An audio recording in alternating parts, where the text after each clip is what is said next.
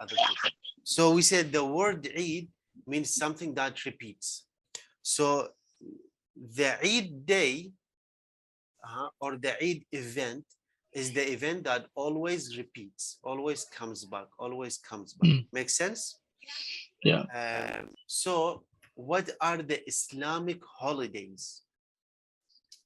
So some of you from Christian background, so you know what are the Christian holidays, but what are the Islamic holidays? Believe it or not, we only have two, and that's it. No more. So we have Eid al-Fitr, which is the celebration after Ramadan, which is around 3 days. And we have Eid al-Adha, which is the celebration after Hajj, after pilgrimage. And that's the big Eid, which is that's around 4 days. Makes sense? Yeah. So that's the only Islamic holidays that we have. Everything else cannot be counted as Islamic. Right. And that's where the distinction becomes apparent and important is the other holidays is a religious holidays or national holidays. You see? Right. So when somebody comes and say, oh, can we celebrate Christmas? And somebody else comes and say, can we celebrate 4th of July? So here you have to distinguish, is this celebration a religious celebration? That means as Muslims, we cannot celebrate any other religious holidays. Right. Makes sense? Because that's celebration of their belief, their faith, their religion, and so on and on. But if it's a national holiday, like Columbus Day, 4th of July, Independence Day, whatever, all these other days that is associated with a culture and a country and a nation, it is completely okay. It is permissible. Makes sense? It's still not part of the religion, but we can participate and celebrate it. Makes sense? Yeah. Any questions about this, or all of you familiar with this topic? Sounds good. Sounds good. Because you know this always comes up where where's Easter, Christmas, Hanukkah, all these other religious holidays that has very major influence on the Muslims.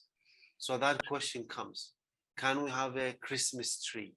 Can we celebrate? Can we do all this and that and this? So we need to distinguish. If it's a religious holiday, then it's completely against our belief to celebrate it. If it's a national holiday, you take my car at MIC and you can get a ride with anybody else just in case I need to leave early. What is that's fine. Take my car. Yeah. Okay. Bye. Bye. What's Eid al-Fitr? What it is? What type of holiday it is? So Eid al-Fitr, it is the holiday that we have after we break our fast, that we're supposed to have like tomorrow or the day after tomorrow. So it is the day, it is the holiday where we celebrate the breaking of our fast.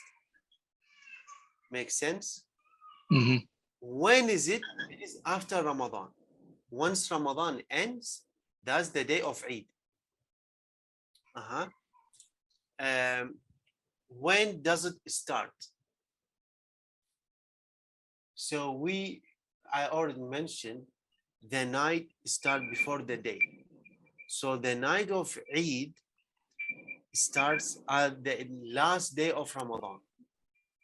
So if Eid is tomorrow, that means the first night of Eid is tonight. And if Eid starts the day after tomorrow, that's the first night of Eid is tomorrow's night. Make sense? So that's when it starts. So right after Ramadan. What are we supposed to be doing? So basically, once the Eid starts, the night of Eid starts, the next day, the first day of Eid, we will have Salat Al-Eid, the prayer of Eid. And I will talk about it shortly as well. But what do we do all this time until the next morning? There's actually a practice where we do Takbirat of Allah. So once we find out tomorrow is Eid, so we will be repeating this statement until the prayer time, which is you say Allahu Akbar, Allahu Akbar, Allahu Akbar 3 times. You say Allahu Akbar 3 times. La ilaha illallah, Allahu Akbar, walillahi alhamd.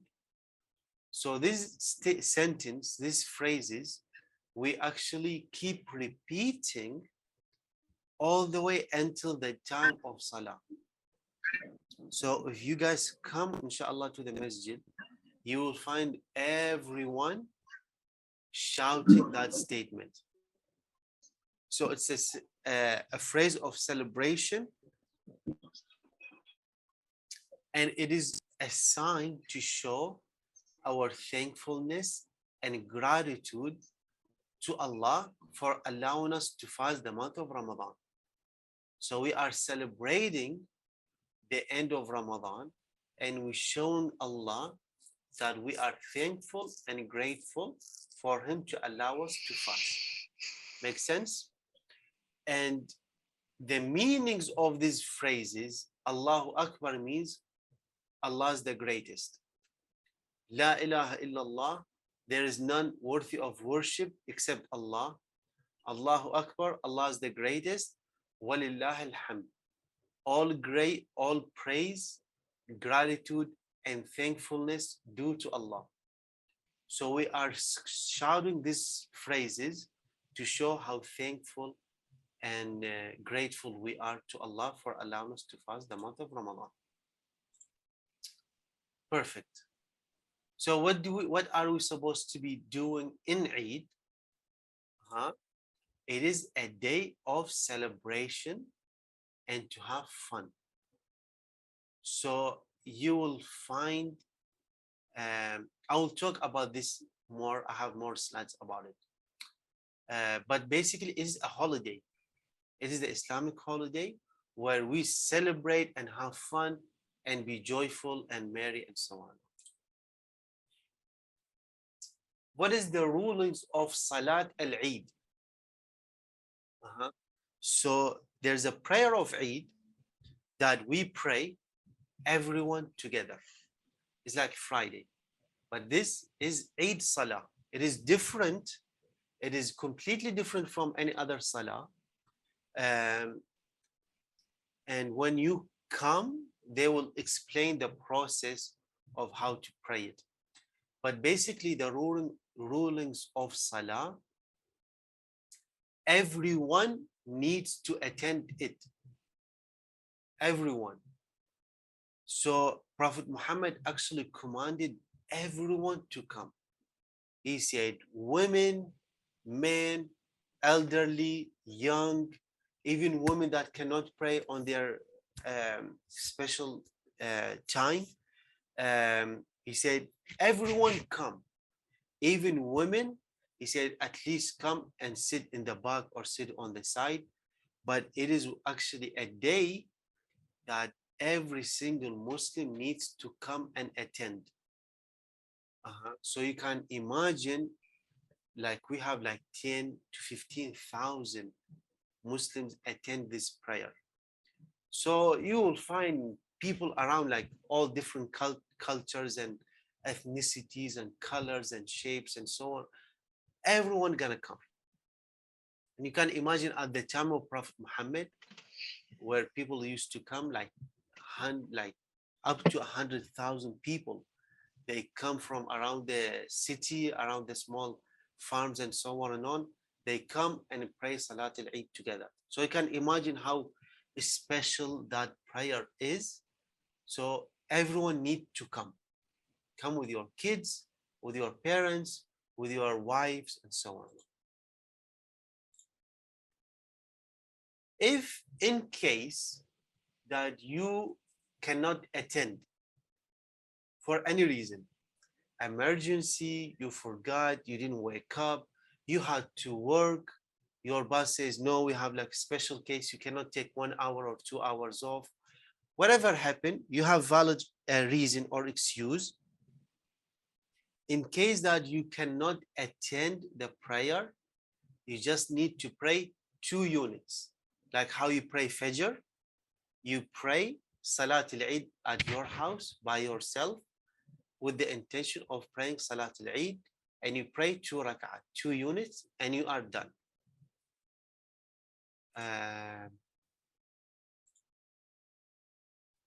Lastly, last thing I have to share with you, which is Sunan of Eid.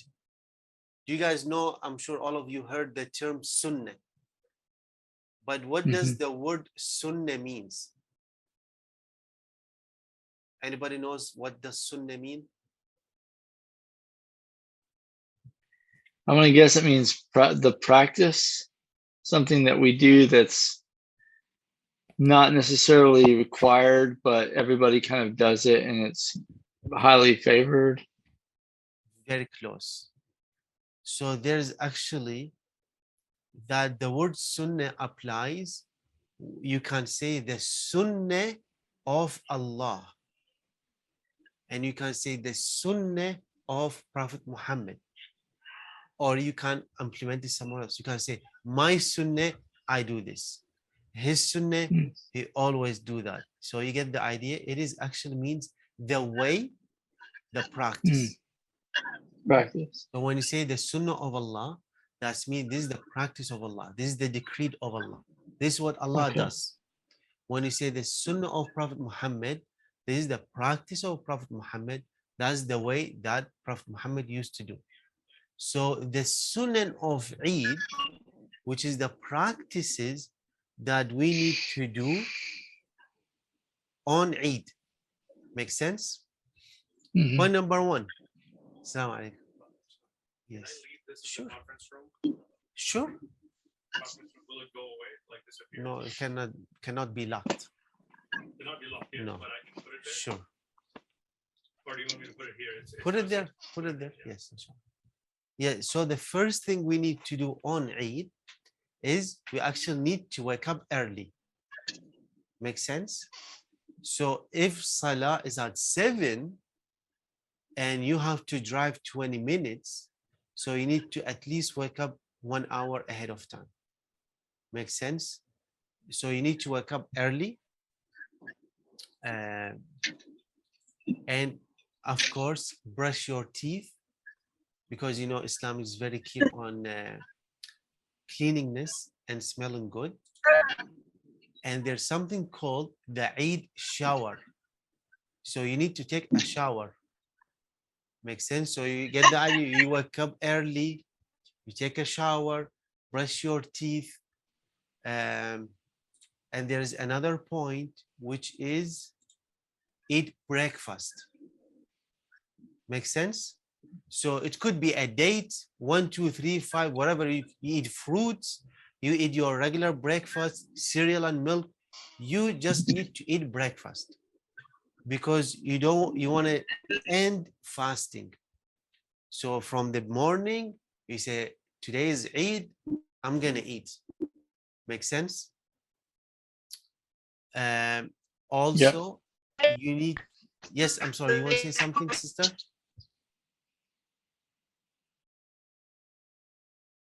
No? Okay. Also, you need to wear the best clothing, best dress that you have. That's why there is something called Eid clothes, the clothes of Eid.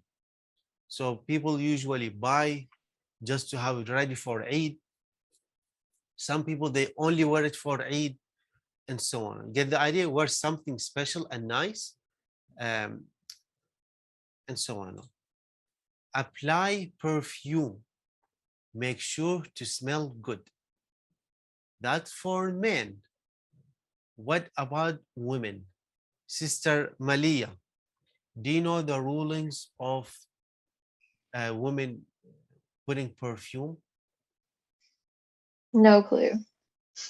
So this is a good opportunity to know that it is actually prohibited for women to put perfume to the extent where other people can smell it.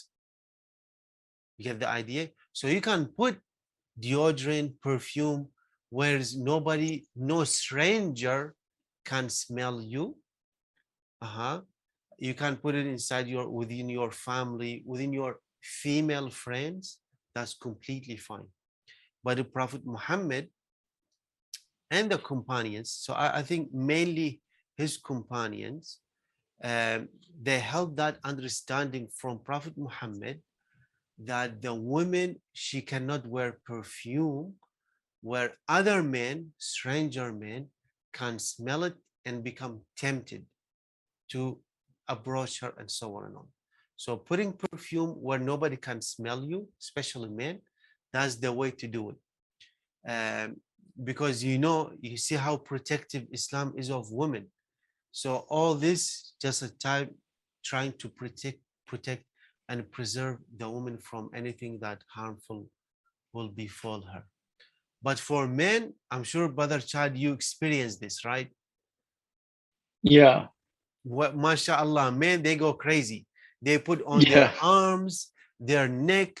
So even when you just handshake them, you start smelling good because the perfume and the cologne Yeah. gonna go on your hand and so on and on. Yeah. So this is very a sunnah for us to Mhm. implement, is to put Yeah. perfume on Eid. We said eating breakfast and also go early for Salah. Make sense? Go as early Mhm. as possible. Don't 1, 2, 3, 4 hours ahead. No, half minute, like 30 minutes, 25 minutes, 40 minutes, whatever you are comfortable with. But the idea is you go early and you will be engaged in an act of worship. So you actually be repeating that phrase over and over and over and over. And as long as you are waiting for Salah, Allah will reward you as you are in Salah. That's a famous statement of Prophet Muhammad. Mm. He says, as long as you are waiting for Salah, you are in a state of worship. You are in a state of doing Salah. So let's come early. And like thousands of people, it's going to be very hard finding a parking spot. So carpool and everything. Another practice of Eid is to walk to Salah. So make sure to park as far as possible where you will be able to walk. Because with every step that you take, Allah will reward you, elevate your rank in paradise, and He will forgive your sins. So you see, this is the practice of walking to act of worship. Whatever you do to fulfill your act of worship, that becomes act of worship. Perfect. Point number 9 is take a different route when you go to the Salah and when you go back from Salah. So if you're driving, make sure to take 2 different roads. You can go through this side and go back from that side, whatever, just make it different.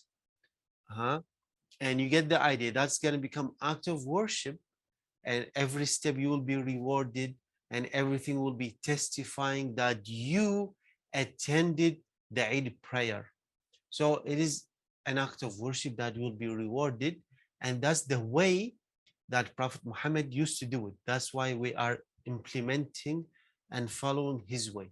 So he used to take two different routes when he go to Salat al-Eid. Point number 9 is greet each other. Whoever you meet, whoever you see, try to tell them Eid Mubarak. Eid Mubarak means may you have blessed Eid. Mubarak means blessed. So you are wishing them, may you have a blessed Eid. And then you say, may Allah accept your fast and your acts of worship. Make sense? So you say it in English. Eid Mubarak is easy. Taqabbal Allah might be difficult. So just say it in English. Say, may Allah accept your acts of worship and accept your fast and so on and on. Make sense? Mm-hmm. 1 second.